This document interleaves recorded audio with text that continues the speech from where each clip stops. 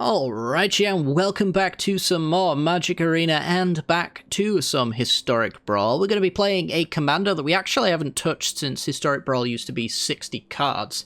So this one's going to be a fun one. Today we're going to be playing Mono Red with Krenko Tin Street Kingpin as our commander. This one's quite a fun one. It's a little bit of an all-in glass cannon shell of a deck though. It's a 3-mana 1/2.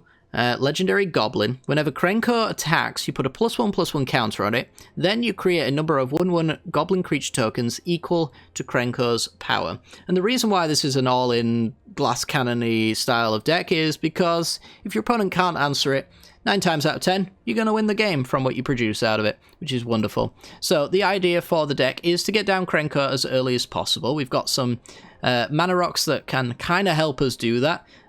We've got Strike It Rich, and we've got our Skirt Prospector. These two are the ones that allow us to get Krenko down on turn 2. So really nice if we can hit these. But it's also important to have 4 mana on the turn that Krenko comes down, because you're gonna want to play Krenko, plus have 1 mana to play any number of our hasty shenanigans. We've got Escape Velocity, Footfall Creator, Goblin Motivator, Maximize Velocity, Reckless Charge, and Torch Courier. You can get those down on turn 1 as well to help you out, so you can do a turn 3 Krenko. But we have lots of 2 mana rocks as well to help us along the way. Pillar of Origins, named Goblin, and then allows us to add mana for a Goblin, so that's a 2 mana rock there. Ornithopter of Paradise, dies to removal, but it is kind of a necessary evil, unfortunately.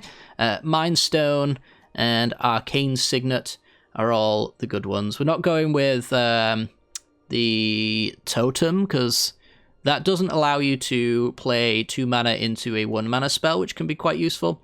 So you can have like your Arcane Signet into like Holding Up and Barging, or Red Cap Melee, anything of that sort of nonsense. But yeah, once Krenko's in play, we're just going to try and produce as many goblins as we possibly can and try and go wide around our opponent. We've got things like the Ozolith as well. Since Krenko does produce +1/+1 counters when it attacks, that means when it dies, the Ozolith can take those counters, so that we're not resetting our entire game plan with Krenko, and on combat we can apply those counters wherever we see fit.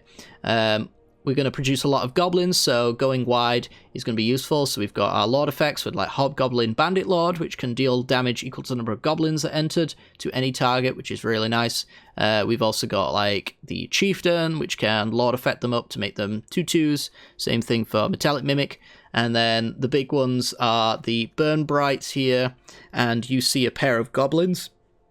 Both of these cards will give your 1/1s +2/+0 and allow them to attack for 3, which is a lightning bolt for every single goblin that you produced, which is a lot of damage and will close the game out nice and quickly. You can see that our curve is very low, which is why we're all in. We're not really a late game kind of thing, we're an early game sprint kind of deck, so makes it a good deck for doing dailies. Your opponents will die very quickly, or you will lose very quickly, so, you know, if you get to that point where you're losing, you can just concede, move on to the next one, and win the next game in 2 minutes. So, something to keep in mind.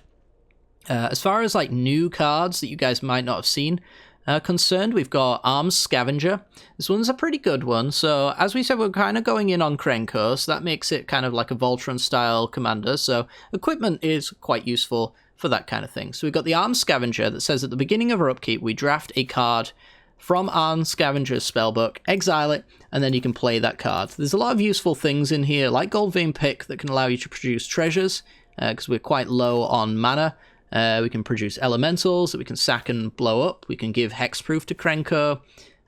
We can usually just turn Arms Scavenger into a beast as well. He is a warrior, so like all of these like relic axes that care about warriors can go nicely on him. Bit of card draw, bit of pumping, bit of protection, bit of blood tokening, hasting, and flying, so lots of evasion kind of shenanigans there.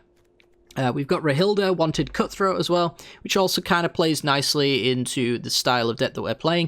It doesn't synergize especially well with the deck in terms of the werewolf payoff, but it is a 2 mana 2/2 that starts exiling cards from your opponent's library when it gets combat damage in, and it has first strike. So if you apply any of your equipment from your Armed Scavenger or any of your pump spells from it. You're going to be trading off creatures nice and early with Rahilda, so it's very useful there, and it can often eat some removal that Krenko would have otherwise eaten when you played him on the next turn.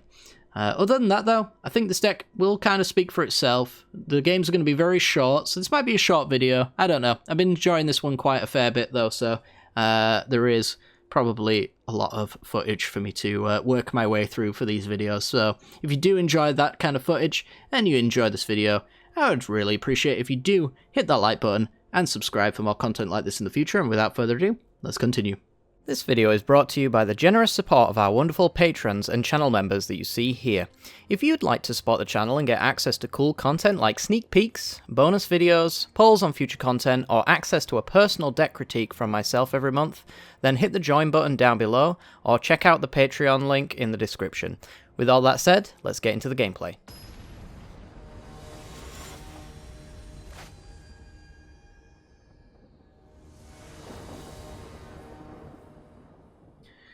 Alrighty then, we're in. We have no mana accelerants, no haste enablers, so it's just going to be a free mulligan. Got a mana accelerant, but it's one that dies to pretty much everything that Nicol Bolas is going to be running in their deck. That being said, I mean, I think you just got to keep it and hope that it's good enough. Nicol Bolas the Ravager, 4 mana 4/4 that makes you discard. Inquisition can take Ornithopter and take me off of that. I'm going to go with Robber of the Rich instead, which is interesting. Well, I'm going to get the Ornithopter down because that was my game plan all along. And I think because we got Rimrock Knight, we don't really care about going Mimic first. So let's play Krenko. If they've got a burn spell as the removal, which is probably unlikely, they've got double black, they should be able to kill anything they want here. Oh. Interesting. Maybe they just don't care about Krenko because they have like languishes and things. They're going to go for a Volley Veteran. Hobgoblin Bandit Lord. So I think what we're going to do... I don't want to play too heavily into Languish or whatever they've got, but at the same time, like, I have to make them have it. So I think I'm just going to go like one pump with Krenko here. Puts it up to 3, and then the Infuriate keeps Krenko alive if they have Languish, so we can swing back in again. Make a load of 2/2s. And see what's happening here. I mean, I think any board wipe in this scenario should mean that our Krenko gets to live and rebuild a board state. If we drew a land, we get the Lord effect and the pump there, so pretty good stuff. On to Expo.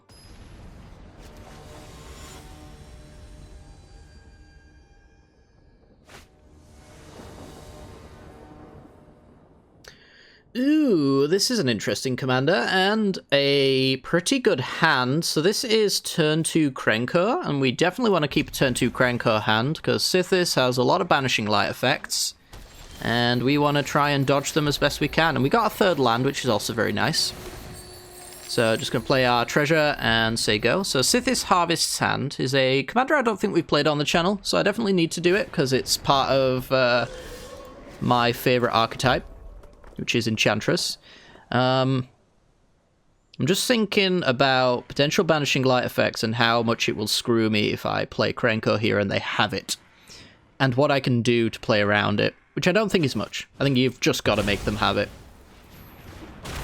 Which, there's a good chance they do.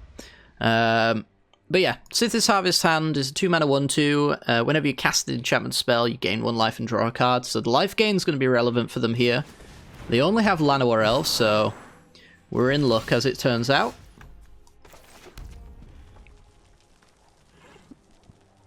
So here I will just go with Shadow Spear, I guess, and equip. That allows me to attack through, creating 3 goblins. Battlecry Goblin coming down the turn after to give all these +1/+0 and haste. It's going to be very nice. Could even go with Chandra Fire Artisan, since we've got the goblins to block now. Try and get her up to that ult. Also an option. So they're at 3 mana now. At 4 mana total, really. So if they had any kind of enchantment-based removal, now's the time to have it. Mantle of the Wolf, it's a 5/6. Okay. Okay. That does a thing. It's not really going to do the thing you hope for, I don't believe. So we get to do this and start swinging. That's going to make our Krenko into a 5/5 with trample and lifelink, creating 5 tokens. And now they're basically at the point where they need a board wipe or they're dead.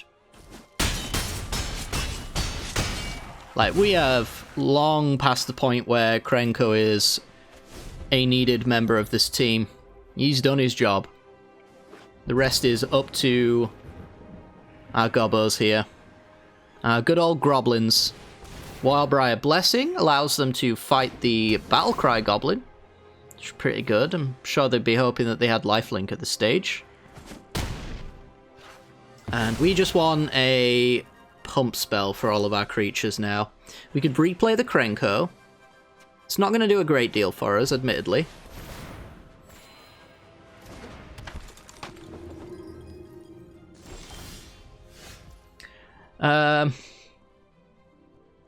So I'm basically hitting them for 7. Losing 2 goblins, having 7 left.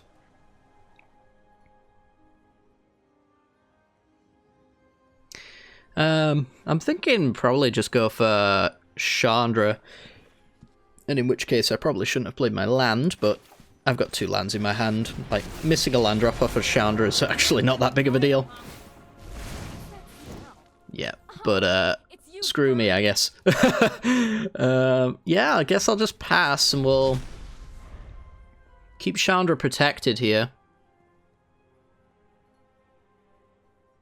For whatever that's worth. Which I'm hoping it's worth a bit. Because my hand is not very good. Alright, there's Sigil. We are slowly getting to the point where our opponent is turning the corner now. So they're going to make 4/4s every time they play an enchantment, which their entire deck is built around. They're going to force me to trade a token off here, and I certainly will accept the trade agreement. Maximize velocity. Alright, that one's a good one. Let's see if Chandra reveals a land. Reveals a bolt. Huh. Well, I think Krenko's coming down. When a creature dies, if an aura you controlled was attached to it, return a creature card with mana value 2 or less from your graveyard to your hand.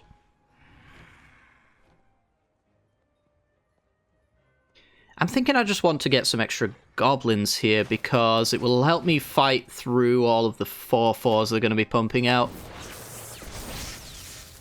So let's just do this, make 3 tokens, which is exactly enough to block here.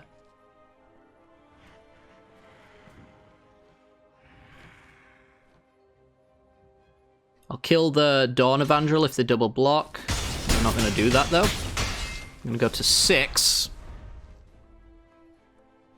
The problem for them now is they need exile-based removal for Chandra because she's got enough loyalty here to just kill our opponent if she loses those loyalty points. Now they don't, obviously, but... Which one's Nyx Herald? This gives +1/+1 and trample on combat.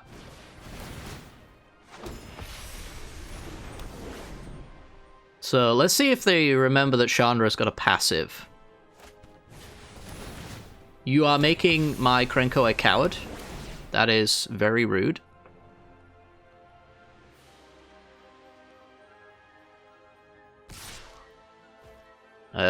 Yeah, no blocks. Take 6. It's over when I say it's over. So I believe they just killed themselves. I'm going to play my mountain. Play maximize velocity, just going wide, I guess. Dumping this Ornithopter. Equipping the Shadow Spear. I'll shove it there, I guess. Doesn't really matter. And then infuriating on one of the tokens that doesn't get blocked here. GG. Alright. Yeah. I think the Chandra was going to kill them eventually, but there was no good reason to attack it there. They literally killed themselves by doing it. But I think... I don't know. So we get to see another card off of Chandra, which is bad for them, which is why they wanted to kill it, I guess. But I already had, like, lethal presenting on board, basically. So they would probably be better suited to try and find a Banishing Light effect for it instead. And then while they're doing that, I presume they're also playing a lot of enchantments that make lots of 4/4s that will block my goblins. They've already made Krenko useless, so I'm not pumping out any more goblins. So yeah, that attack to Chandra seems very strange. Maybe they had to do it. Maybe I'm missing something, but I don't think I am. I think they could have bought themselves a turn by not making that attack. But either way, on to the next one.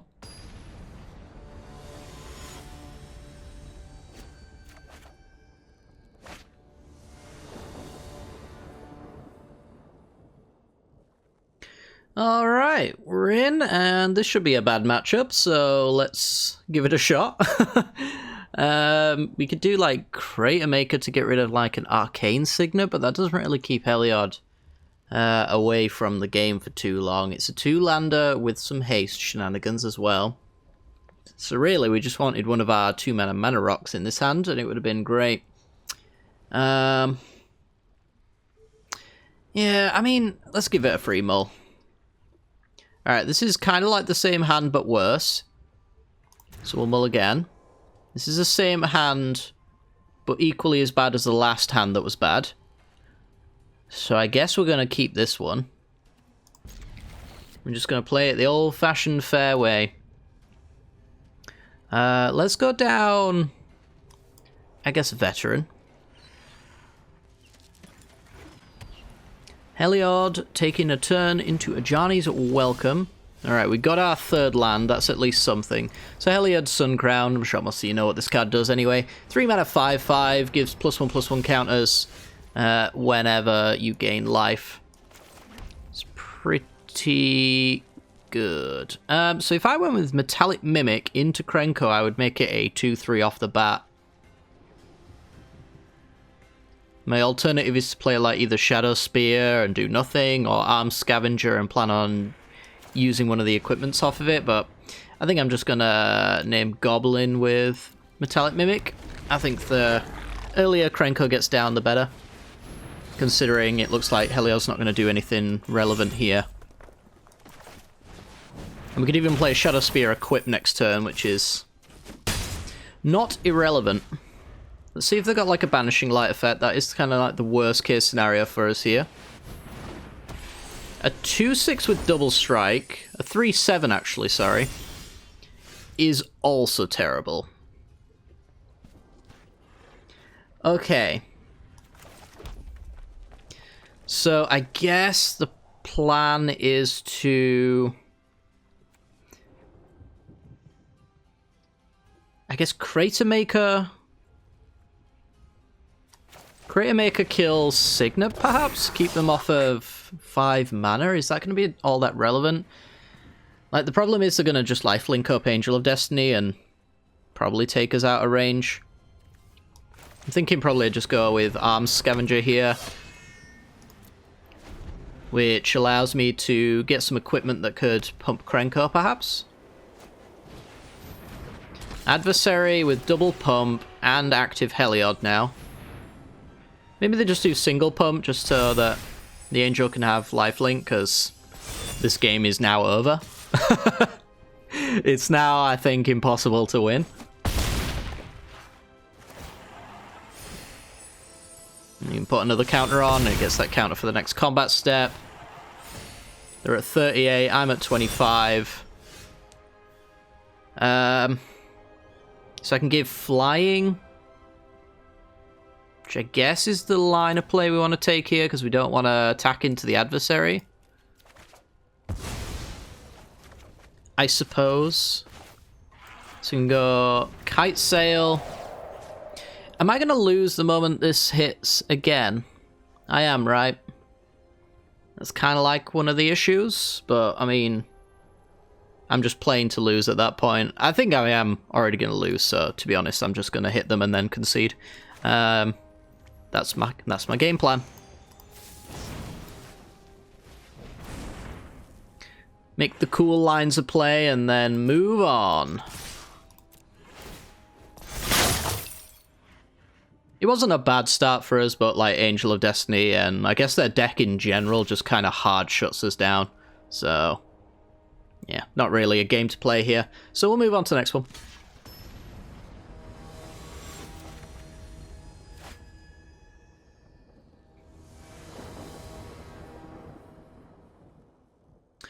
Alrighty, we're on the play. We can get Krenko down on turn 2 here, which is wonderful.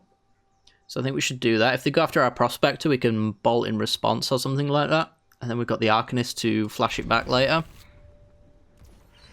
This one's worth going for. I don't know if I would go for the turn 2 Krenko, but I think it's probably a good enough idea. We're up against Tajik Legion's Edge. Personal favourite card of mine, Tajik.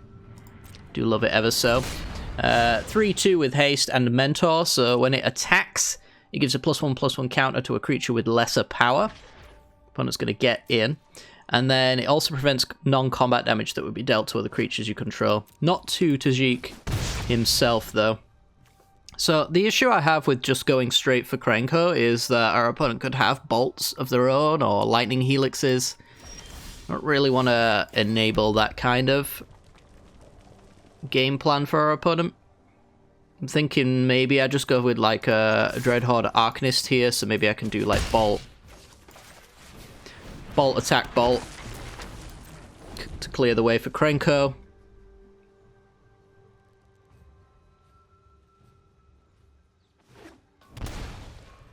So maybe they've got a Helix here.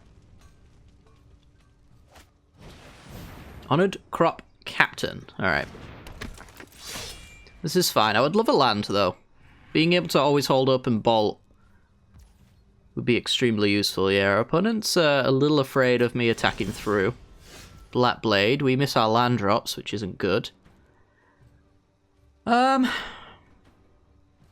I'm thinking we just take advantage of our opponent's slow start here by bolting. I just don't know if I care about the Fervent Champion just yet. So I think I'll just decline to cast that and just play a Shadow Spear instead. Save the Lightning Bolt for Tajik if that's what they want to tap out for next turn, since Tajik doesn't protect himself from that kind of thing. There's their land. And wedding announcement, so they're just going to start pumping out tokens. I would really, really love something good here. Something good. A land. I deem lands as something good. Okay.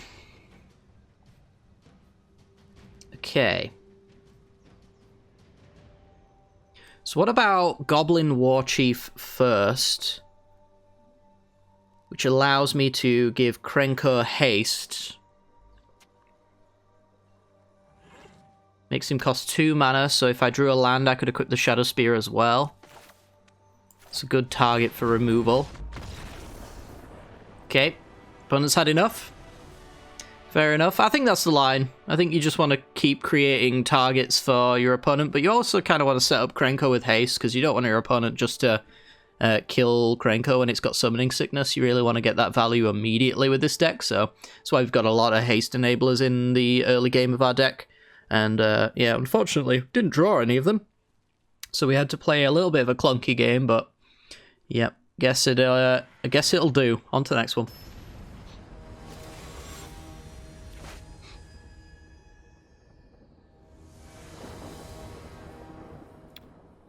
Uh-oh. This could be a bad matchup for us.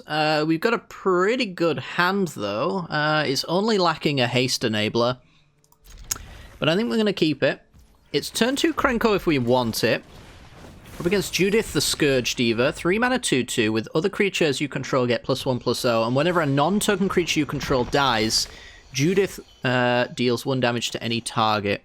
And they just played a Shambling Ghast as well, making this even worse. If they can't kill the Krenko, though, I could probably get quite far ahead, so I'm going to give it a shot.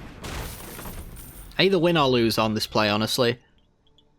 So if they have the removal, I am in trouble. If they don't, I get to Rimrock Knight to pump the Krenko and make a lot of goblins. Priest of the Forgotten Gods. Okay. We are out of the woods. I am going to play the Mind Stone.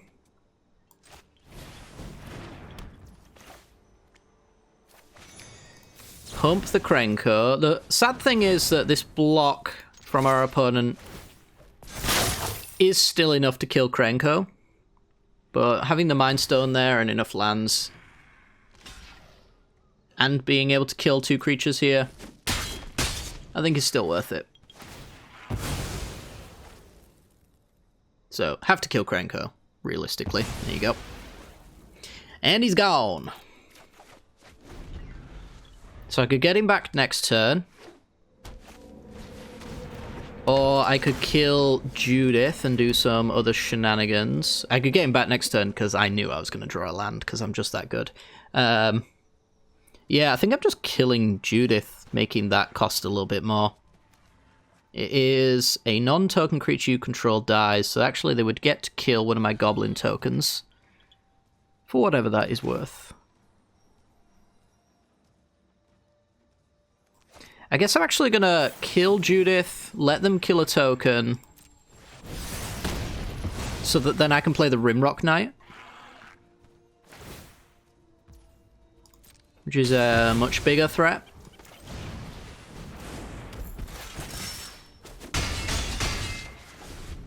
Swing for 3. Ugh. Blood Vial Purveyor. I just don't know how aggressive we want to be. I'm going to play the Krenko, though. Give me a blood token, sorry. Yeah, I don't think I'm just trading a Rimrock for 3 damage, so we'll just pass here. Hope that Rapier plus the pump on You See a Pair of Goblins gets to do its magic on Krenko. Turns out not so much. That card only useful at this exact circumstance against Krenko. You hate to see it. They do get an active Robber of the Rich here if they want it. I think I would take it if I were them. Yeah. Hit a land, though. So they took it and whiffed. I think because Judith can come down, can do some shenanigans, I'm trading for this. I want their board as clear as possible, so Judith's not doing much. Embereth. I want to make sure that I'm using Strike It Rich this turn, so that I've got the Krenko. Like a treasure. I'm going to start using their blood tokens that they were so kind to give to me, so I can see if I can get a haste enabler. Dueling Rapier is good on all, but can do so much better. Get rid of this mountain as well. Siege Gang. That's a good one. Oh, pass the turn. We are in Durdle Town, unfortunately. Prankle. Well, I don't see them doing any sacking shenanigans here. I could see discard if their card is bad, though. Maybe in letting us draw. We're going to go for the discard. I'm going to keep Siege Gang. I think it's useful in a scenario where our opponent probably doesn't have removal anymore. So, yeah, my turn. Another land for us. It's interesting, though, because this would be a good point to get Krenko down. But I think Siege Gang having a sack available as well allows me to just immediately ping off Judith.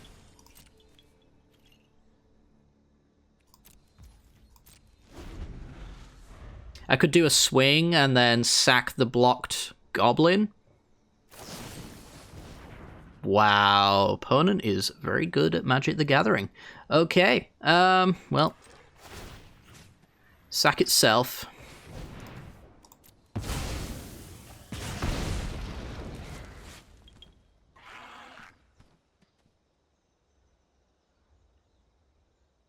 What a top deck. Here comes Judith, now unhindered by our Siege Gang commander. Down to 11, so we're dead, basically. Doubt they're going to do anything here. If I discard a card, because they can. We are not as good at top decking as our opponent is. But we do get a redraw, thanks to our opponent. To perhaps get something better. We've got 17 damage to cover. Chandra Fire Artisan, that is not going to kill our opponent.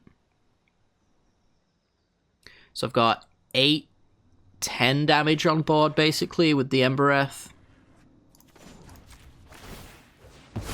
I don't even know if I've got an answer to Blood Vial Purveyor. Bandit Lord. I guess I will play it. Same difference as Embereth, and yep, that will be GG.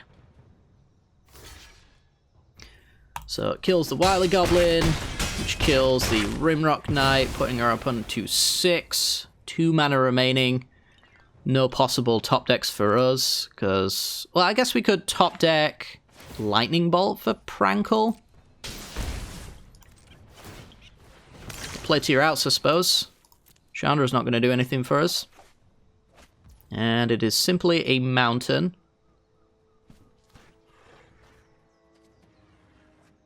Yeah. Fair enough.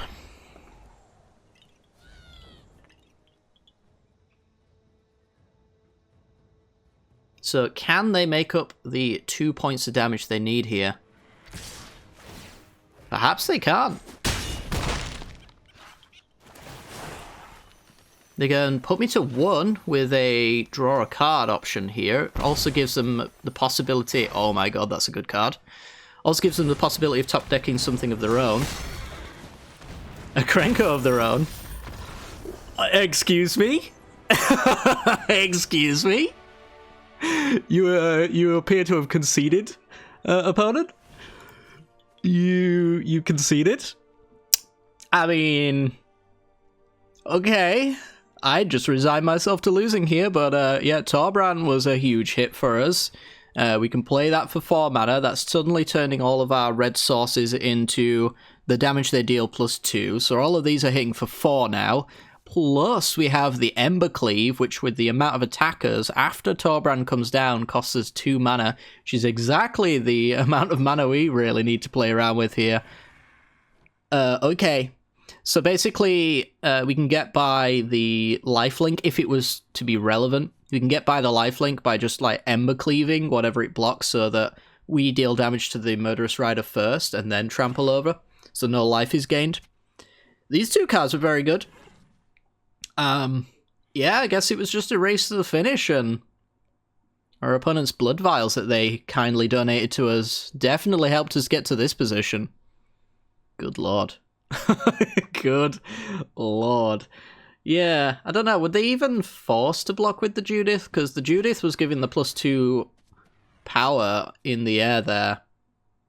They're at 5, so presumably... I'm trying to think back to what my board state looked like when they made that block. I'm having a hard time seeing how the block with Judith was necessary.